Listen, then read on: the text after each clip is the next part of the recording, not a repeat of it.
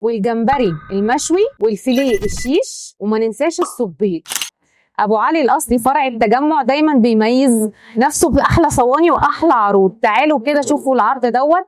الصينيه دي متكونه من السمكه لو كيلو ونص فليه ونص جمبري واربع حبات كوبيبه. الصينيه ديت ب 1300 بدل 1550، ومعاها الملوخيه بتاعتهم،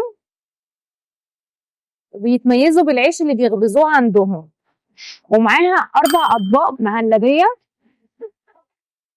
عرض التاني صينيه ب 1600 بدل 1900، وفيها اللوط المقلي والجمبري المشوي والفيليه الشيش، وما ننساش الصبيط، وبرده معاها الملوخيه والمهلبيه والسلطات المميزه بتاعتهم.